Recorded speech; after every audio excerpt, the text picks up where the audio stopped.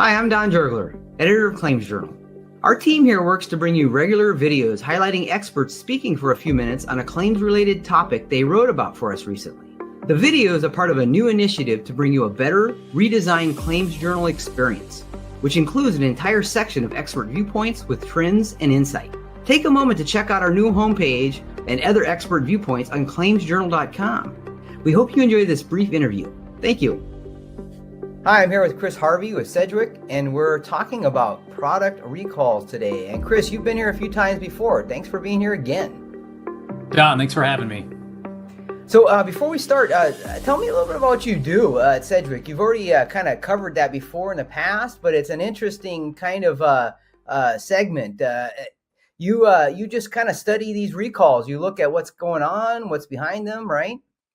Yeah, we do take a look at the data and trends on what's occurring with recalls, but our core of what we do is actually execute the recall. So the logistics of notifying the marketplace, collecting the product, remediating the situations on a global level across all different industries. Great. Well, let's get right to some of the questions I had. Tell me about the latest state of product recalls. I know you guys put out a report on this. Any trends we can pick out for our claims and insurance professional readers? Yeah, I think surprising to some, given the landscape, the number of recalls is not slowing down.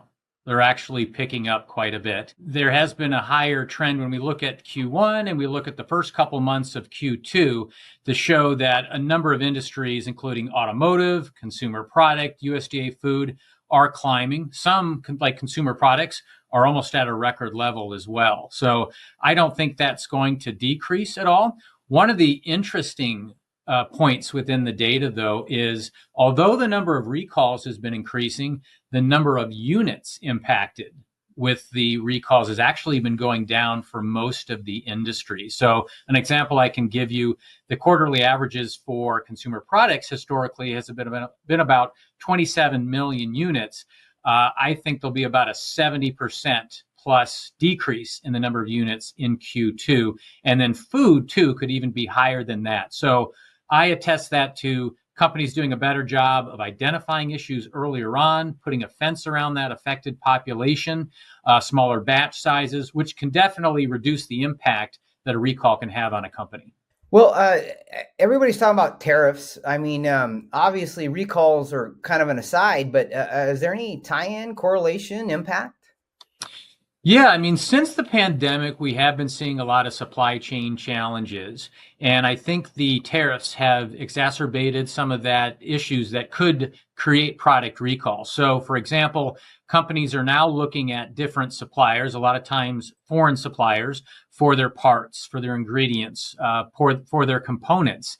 And when they do that, it can be risky, especially if they're looking outside of different countries than they have utilized in the past. And this is where it's super important for companies to be diligent on their supplier verification, on their quality processes, because I can see missteps occur from there that lead to product that is not safe or it has less standard quality. So more important probably than ever, Don, for companies to be diligent when it comes to dealing with the supply chain. And I do think the tariffs have increased some of the risks associated with companies having to look outside, whether it's cost or other reasons. Well, another kind of an outside factor could be regulations. I mean, we're kind of in a state of, I guess, regulatory chaos, if you will. Lots of new laws, lots of new things, dynamics, if you will. So what's going on? How kind of effect is that having? Yeah, I've been doing recalls for 2 decades now. I've seen different administrations, recalls go up and down, different lawmaking. And I will say, Don, it's probably one of the more interesting times or unpredictable times that we're seeing. There is this sense of deregulation within product safety and other areas. I've actually heard this rule of if you want to add a new rule, you have to take away 10 existing rules. So we're not seeing a whole lot from the new lawmaking standpoint. But interesting enough with that, we're seeing enforcement climb. And what I mean by that is a lot of these agencies, especially the Consumer Product Safety Commission that governs consumer products, we're seeing them leverage a lot of their tools, whether they're issuing out unilateral press releases, for companies dragging their feet and not recalling product, the number of recalls that are increasing. So it has been, interesting from that side. Now, I will also tell you, the Consumer Product Safety Commission has been very interesting to watch because 3 Democratic commissioners were fired, then they sued, and then now they're reinstated, going through appeals process. There's discussion about dissolving that agency and rolling them under the HHS. So it is interesting to see a lot of speculation, too, around cuts within the other agencies like the FDA and moving food safety inspections. So right now, we're just keeping a very close eye on how things might change and where they might go. But it's definitely a very interesting and unpredictable time. I agree with that. What categories would you call attention to? What's in terms of severity or frequency? I would say, as I mentioned, consumer products. Consumer products definitely, because of the spike in the number of recalls, the attention, right, these unilateral press releases. What we're seeing, interesting enough, is more proactive engagement from the agency where they're going out and looking at product that's being imported in, really targeting a lot of foreign suppliers that have product imported into the U.S. So we're seeing a spike in product that's out of compliance with mandatory standards, which basically are rules and regulations to say certain products have to meet certain specifications. And if they don't, they can be recalled. So we've seen a spike in those type of recalls as well. So I do think it's very ripe for an increase in consumer product recalls. So if you're in that industry, definitely, pay close attention.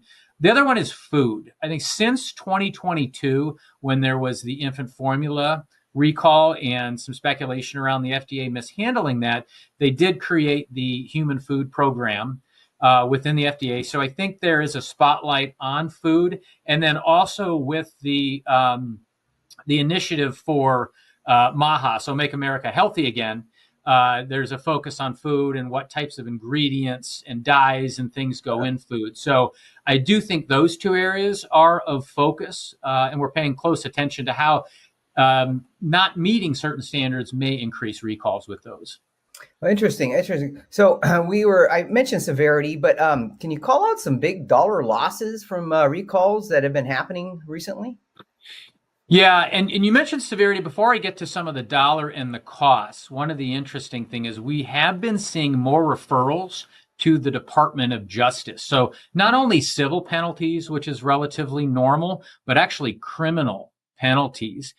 Just a few weeks ago, it was confirmed that a couple executives will be sentenced to prison time for underreporting or continuing to sell recall product. So it's something that I think executives at companies are paying close attention on, because a lot of times that C-suite or executives were looking at the cost of the recall too. Also safety, making sure that they're, if they have a defective product or unsafe product, they're taking quick action.